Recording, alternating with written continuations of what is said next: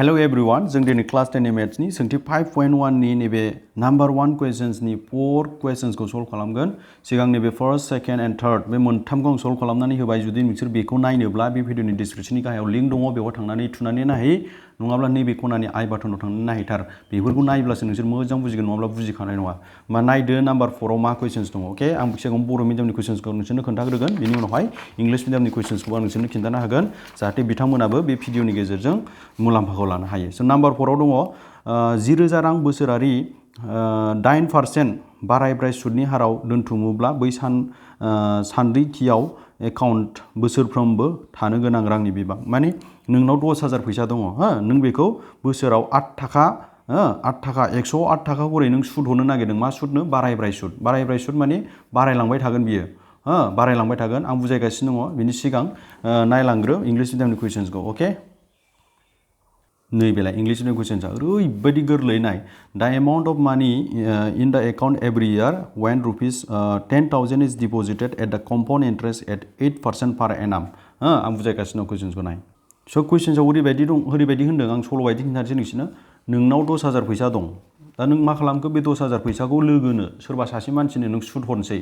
बेसेबांनो? बोसोरावसो 8 थाखानो 108 थाखा करै। 100आवसो 8 थाखा सुद होनाय जागोन। अके, बेनिफ्राय बोसोरै बियो मा बारायलांबाय थागोन। माने होनबा बारायब्राय सुद नालाय। बारायब्राय सुदा मा बुस्थु आं खोन्थानि नोंसोरनो, दायो नायग्रो। हमना लाबाय नोंनाव 500 फैसा दंमोन। 500 फैसाखौ नोङो लोगोनो 10 थाखा सुद होबाय। मास मोनसेयाव 10 थाखा सुद। होमबा बेसेबां जागोन? मास मोनसेयाव 10 थाखा सुद बा 500 थाखायाव नोंहा हमना लाबाय थाइबा जाबाय सुदा। होमबा मास मोनसेनि उनाव नोंनि फैसाया बेसे जाहैगोन? 500 थाइबा जाहैगोन, नङा होमबा? आरो सेकेन्ड मासनि सुदा बेसे जाहैगोन? सेकेन्ड मासनि सुदखौ मायाव साननाय जागोन? 500 साननाय जानाय नंला। नोंहा मास मोनसेनि उनाव नोंनि गासै फैसाया बेसे जादोंमोन? सुदजों मुलजों 500 थाइबा जादोंमोन ना? बे 500 थाइबानि सायावसो नोंहा सुदखौ साननाय जासिगोन। सिगाङाव 500 साननाय जादोंमोन। दायो नेक्स्ट टाइमाव बेसेबांनि साननाय जासिगोन? 500 थाइबानि सायाव सुद साननाय जासिगोन। हमना लाबाय 500 थाइबानि जायगायाव सुदा हमना लाबाय 7 थाखा सुद मोनबाय। होमबा 500 थाइबा आरो 7 थाखा सुदजों बेसे जागोन? 112 थाखा जागोन, 512 थाखा जागोन, नङा होमबा? होमबा थार्ड मासावहाय मा एमाउन्टनि सायाव, बबे बिबांनि सायाव सुदखौ साननाय जागोन? 512 थाखानि सायाव सुद साननाय जागोन आरो। बे सिस्टेमखौ जों मा सुद होनना बुङो? बारायब्राय सुद एबा कम्पाउन्ड इन्टारेस्ट होननानै बुंनाय जायो। स' आं सानो बुजिबाय नोंसोरखौ, आं गोरलै सोदोबाव बुजायबाय नोंसोरनो। दाना नायलांदो, नोंहा 10,000 फैसा दंमोन। बे 10,000 फैसाखौ नोङो सुद हरगोन बेसेबां करै? 8% करै बोसोरावसो। एबारना बोसोराव, आं दानि खिन्थानाय मासावमोन। होमबा नायलां बोरै जागोन? सुदनि एमाउन्टआ बेसेबां जालांबाय थागोन, गासै टटेल एमाउन्टआ। आं बेखौ लिरना होगोन, नाय। स' नाय, नोंहा गिबियाव बेसे फैसा दङ? 10,000 दंमोन। ओंखायनो आं बेयाव लिरबाय स्टार्टिं एमाउन्ट, बर'आव लिरदों गिबियाव थानाय गासै रां 10,000। होमबा नैथियाव माने फार्स्ट बोसोराव बेसे सुद मोनगोन? होमबा जों सेकेन्डआव मा दिहुनगोन?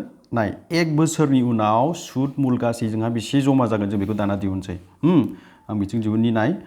नोंहा बेसे फैसा दंमोन? 10,000 फैसा दंमोन। 10,000 फैसानि सुदखौ बोरै दिहुनो? 108 थाखा नालाय, 108 थाखाबा बेखौ 8% जों नोंसोर केलकुलेटाराव सुनानै नाय, होमबानो लोगो ओंखारगोन। 10,000 फैसानि सुदा बोसोराव जुदि नोंहा 8 थाखा पारसेन्ट करै 8% करै जुदि सुदा बोसोराव 8%ब्ला बेनिफ्राय 10,000नि बेसे सुद दिहुननांगौ? बेसे जागोन? 8% करै बेखौ दिहुनोब्ला नोंसोरो 10,000 जों डाइरेक्ट 8%खौ सानजाब। होमबानो नोंसोर केलकुलेटाराव मोनगोन। होमबा 10,000 10,000 8% मानि मा होननाय जायो? 8/100 होननाय जायो, गोसोआव लाखि। 8/100 होननाय जायो। होमबा बे 100जों बेखौ रानोब्ला जोंहा 0 मोननै दानजागोन। होमबा मा थाखो? 100 मोननै थाबावगोन, नङा होमबा? होमबा 100 मोननै आरो 8 मोननैजों बेसे जागोन? 800 जागोन। होमबा जोंहा सुदा बेसे जागोन? 800 जागोन, 800। बुजिबायना? सुदा बेसे जागोन? 800 जागोन। होमबा नोंहा 10,000जों 10,000 गासै आसोल राङा, बेनिफ्राय सुदा बेसे जाखो? बोसोरसेनि सुदा 800। होमबा नोंहा बेसे जागोन? 10,000 फार्स्ट बोसोरनि उनावहायनो, 1 बोसोरनि उनावहायनो नोंनि आखायाव बेसेबां फैगोन? 10,800 नोंहा फैसा फैगोन आरो। अके, सुदजों मुलजों दै। दानिया लिरदोलाय, 2 बोसोरनि उनाव सुद मुल गासै जमा बेसे जागोन? टटेल एमाउन्ट आफ्टार 2 इयार। दानिया सुदखौ जों मानि सायाव सानगोन? सुदखौ जोङो नैबेनि सायाव सानसिगोन। नोंहा फार्स्टआव 10,000नि सायाव सानदोंमोन। बोसोरसेनि उनाव नोंहा सुदा बेसे जागोन? 10,800 जाबायना? दा 10,800नि सायावसो सुदखौ सानसिगोन। देलाय, 10,000नि सायाव 8% करै लादोंमोन आङो। एबार मा? नोंहा 10,800 फैसाया 10,800 जाबायथ'। बेनिफ्राय बे 10,800नि सायावसो नोंहा सुदखौ साननाय जासिगोन नै। बेखौनो होनना बुङो बारायब्राय सुद। देलाय, 10,800जों 8%जों सानजाबबानो नों मोनबाय, माल्टिप्लाइ खालामबानो।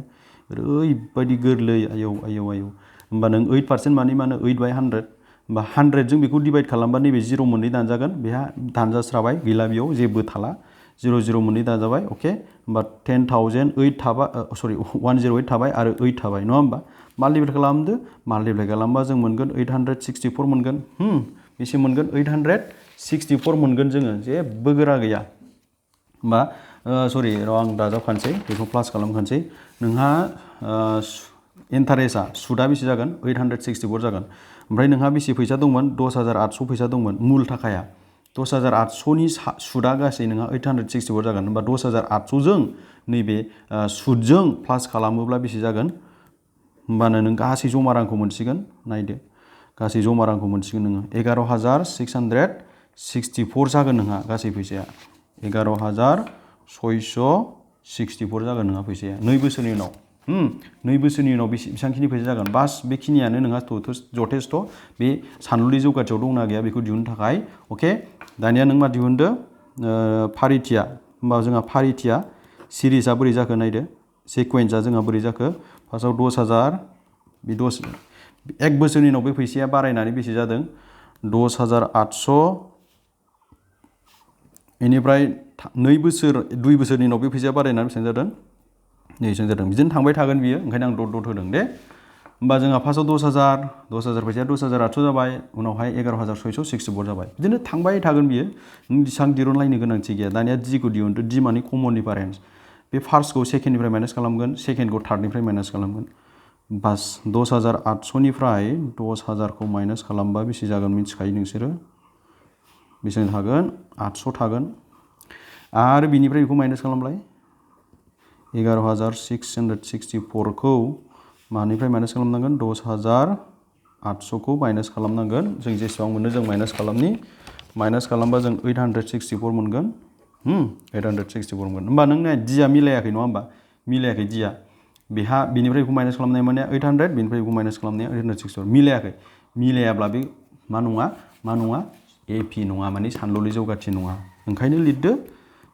therefore होनाय थासारिया सानलुलि जौगाथि दाया इंलिश बिनाफोरना लिरबानो जाबाय given condition does not form an AP मानो AP सोमजियाखै मानो होनबा जोंहा डिया मिलायाखै कमन डिफारेन्स आगोजार फारागथिया मिलायाखै बेखिनियानो गाइस माबायदि मोनखो आंनि भिडिअखौ नायनानै कमेन्ट खालाम आरो लोगोफोरनो शेयार खालामनानै होदै जाहाथे बिथांमोनाबो बे भिडिअखौ नायनानै रोङो मिथियो हो दे थेंक इउ गोजोन्थों